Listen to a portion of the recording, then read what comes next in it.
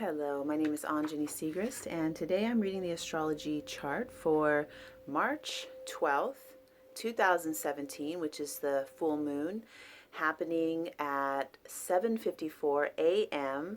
in San Diego, where I live, so that's Pacific time. Here is a look at the chart and highlighting that I've done so you can see what I'm going to be talking about today, and I might not cover this all. I have a goal to keep these new and full moon readings to about 15 minutes. So I will start off with the most important things. And let's first just call in sacred space, aligning with the earth, with the sky, inhaling, breathing fresh life force energy into our body, just getting grounded and open to receiving any messages that come through. So maybe have a notebook ready.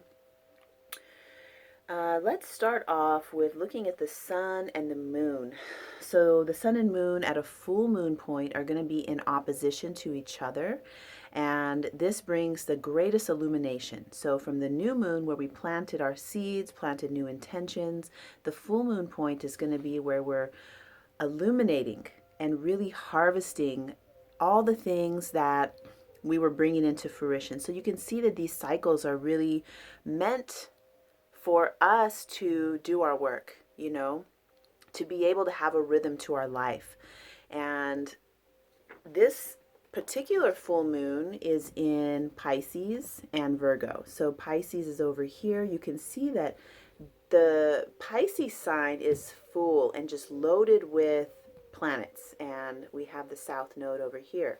Really, really big, important stuff happening in the sign of Pisces. So if you have planets in Pisces, or if your sun is in Pisces or your natal moon is in Pisces, you have a lot of personal activations happening right now.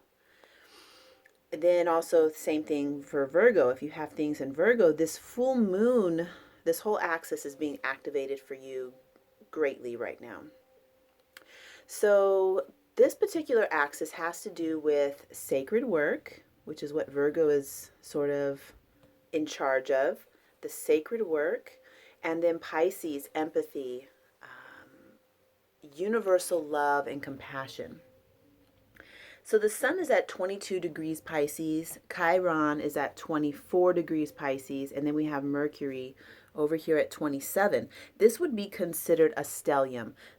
So three things close together within 10 degrees. I like to talk about these as one. So the energies are sort of like, this is, where we would consider it to be alchemy, where all of those energies are combined and mixed up. So it's no longer just the sun in Pisces or just Chiron in Pisces or just Mercury in Pisces. It's all bunched together, which makes it dynamic and a very different flavor than if it were just the sun in opposition to the moon. So let's talk about it like that, Mercury having to do with the way that you communicate or the perception of information, because we're looking at this from a global perspective since this is the sky and we're not looking at it specifically to any individual.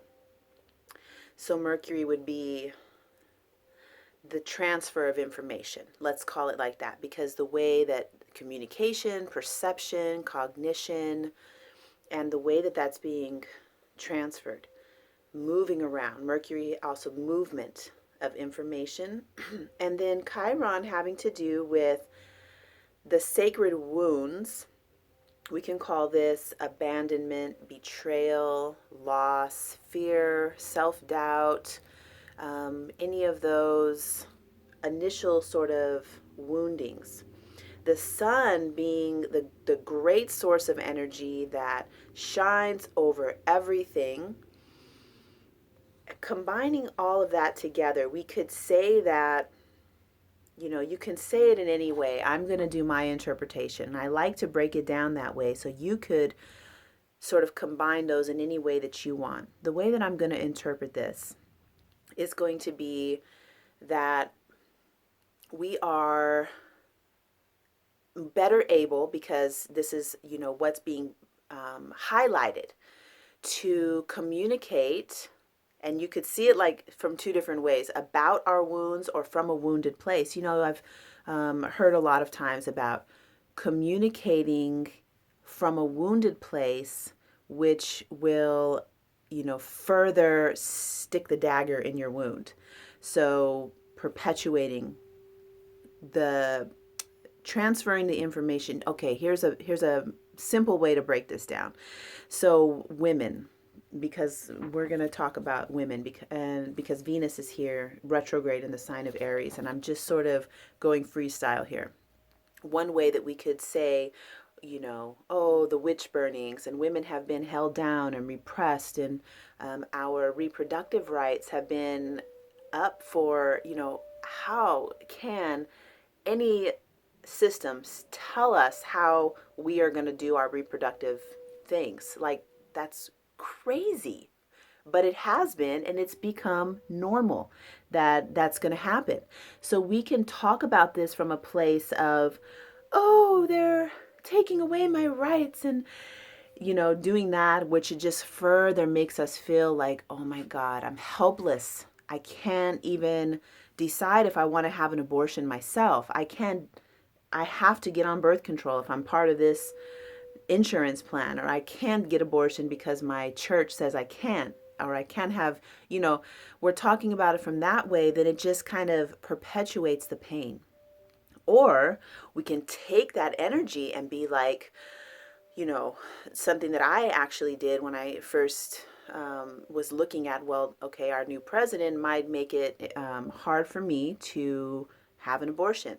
And I have a crazy fertility, it's insane. I'm like a cat. I just read that cats can ovulate just by having sex. And I swear, like, that must be my problem.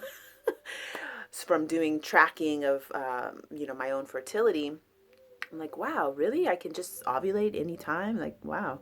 So instead of deciding like, oh my God, I'm a victim, I was like, well, looks like I'm going to have to really get as many tools as possible for myself to take charge of my own fertility. So, now from the wounded place, where that could be the fracture point, I'm able to really talk about it from a place of empowerment. So that's sort of, looking at the sacred wounds, or the wounds: betrayal, abandonment, fear, loss, self-doubt, and communication, and looking at those like from two different places. You can either communicate about the wound from a place of perpetuating pain, or you can talk about the wound, and I'm saying talk, but I mean communicate, understand it, perceive it, express it. Or you can do that in a way where you're actually empowering yourself and empowering other people, So if I talk about my personal wounds and struggles that I have in a way that I'm just like asking for attention and, feel sorry for me, that's the first way. Or if I'm talking about it from this other place of like using my own personal wounds and struggles and abandonment, fear, betrayal in a way that is going to, allow other people to connect with that part of themselves, or show somebody another possibility, another way of thinking of their own wounds, then that's over here. There's like these two different ways, So the sun, I would add this in, saying that whatever that is that you're communicating about, your wounds and your struggles and your pain, it's bright and it's spreading out over everything. The sun shows us the way you do one thing is the way you do everything. So the sun is really kicking up the wounds and the communication, making it huge and making it just flare out over everything. So that's this little stellium. That's the way I'm going to break it down. It's like having the ability to communicate about our wounds. And let's say that we're doing it in a way that is empowering ourselves and others, and not giving more power to the story, not giving more power to those wounded places for the sake of getting empathy, getting compassion, getting attention. And I'm not saying there's anything wrong with that, because in the beginning parts of working with your wounds, it's quite normal to want to feel empathy, to get attention, to feel that people care about you and love you. So I'm not at all shaming that. I'm just saying that there's other ways. So with the moon there, this is bringing in emotionality, bringing up our lineage, connection to our own mother, connection to our roots. And this is just a really emotional axis. I mean, an emotional aspect that's happening right now. So if you have been feeling more emotional, more connected to the dreams, like I said in the beginning of this cycle, the new moon video that I did, this is a time for connecting to your dreams. And Pisces is a little bit more of, it's a water sign. So everything that has to do with water, which emotions is in there, reflect your ability to be reflective. This is the time where this is like blowing up. This full moon is potent. I'm already feeling the energy of it. People around me are already feeling the energy of it. You know, from working one-on-one with clients, I can. It's evident, palpable. You know, we're exuding this watery substance energetically and physically for some people. So there's that stellium. Now let's move on, and I want to talk about more of these things I highlighted in purple. I might not get through it in my 15-minute goal. So this stellium again, we're looking at wounds, we're looking at communication, and we're looking at that radiance, you know, shining that all out. We have it square to Saturn. Saturn is the part of us that sets structure, that cares about form, that wants to have Saturn, I like to say, is getting shit done. So from that place of, you know, gathering everything that you've learned, the lessons learned from the wounds and from the perception, cognition, and communicating, we're moving this energy and being, when it's a square, I see this as dynamic energy where it's tension, it's causing tension, so we need to do something about it. And Saturn wants you to get shit done. So, you know, maybe you're writing about this because this is a communication and making something, setting a structure. We don't want to be setting structure from this victimy place of like, oh, my wounds, and then getting like a group of people who are all, maybe you do, I don't know, getting a group of all these people who are like just in that, who knows, you know. I'm seeing it like, let's build, let's make something, let's, you know, talk about how, not just talk about it, like make it, you know. This is really close to the midheaven too. So going out into the world in some sort of a way, whether it's, you know, you teach a class, you talk about your own personal issues, like let's bring it up and really, you know, it's going to help somebody. And the more that we can band together and work together in helping each other, we are all going to evolve, you know. You're working through your stuff, I'm working through my stuff. And if we can look at it all, like we're going to have compassion for each other. We're going to be like, okay, I'm not alone here. Other people are also having these same, maybe not exactly the same, but overall it's the same. You know, we're all having the same struggle. So somehow setting a structure here, or even going to sometimes we can think about the father going to the Saturn, the elders, you know, going to the elders, looking to them for, ask the questions to them, you know, go up to the old people, you know, they know stuff, they are so valuable. Then, okay, so this is also square. So, okay, we're looking at the circle of grandmothers. Sometimes Saturn's known as the father, the moon is known as the mother. Setting structure, being disciplined, getting your stuff done, and then the moon having to do with your roots, your tribe, your lineage, your emotions.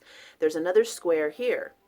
So this is saying that they're touching, it's so that what I just said about ask them, call your mom, your grandma, your grandpa, and talk to them about what you're experiencing, and ask them like, hey, have you experienced this before? Do you have any advice? If that's not possible, oh my gosh, there's so many elders who they'll know, they've been there, and it's not such a pain for them, because if we talk to each other, I'm like, yeah, I'm totally in what I'm in it right now too. I don't really have much I can tell you, how I'm dealing with it, how I'm working with the energy. But the elders, it's like they have another layer of guidance for us. So I'm at 15 minutes, 16 minutes now. Let's see. One more thing I will cover because it's important. Venus, I mean, this is all, to me, it's all important, but let's just look at Venus quickly here. Venus is retrograde in the sign of Aries. This is where she is fierce, and she is, has a cause and has a mission. Venus is opposing Jupiter. So whatever is the intention of Venus right now, which from looking at this chart, we can see that the inner feminine, the fierce solar feminine. So even when I say that, I'm thinking like we have this idea of what's feminine and masculine, and I want to clear that table off and get rid of it, because it's not true and it doesn't work anymore at all. So the solar feminine, the fierce feminine, who is the midwife, the doula, the protector of the birthplace, the head of the moon lodge, that big, powerful goddess energy that is fierce. She's opposing Jupiter, so it's making it bigger. Just like the full moon, it's basically making it huge. That's what Jupiter does whenever it's interacting with something. So honor and respect that part of yourself that is a fierce solar goddess. We all have all of these aspects in us. It's all a part of us. Some people, it's stronger. Some people, not so strong, but it's there. So, and also making a space for that female, not female, feminine energy, because this shows up in the men also. I know a lot of men who have this solar feminine as their, their main, what shows up first. So giving a space for that to be different, to be what it is, and not trying to box it in to something that fits your idea, which is it really your idea, or is it something that's been implanted through your training and through your programming? So just making space for that and giving respect, because that solar feminine is what is going to change the outcome of what happens on our planet. So thank you so much for watching the video. Please subscribe to my channel. It gives me more encouragement to keep going here. Like the video, share it if you feel, and I look forward to connecting with you soon.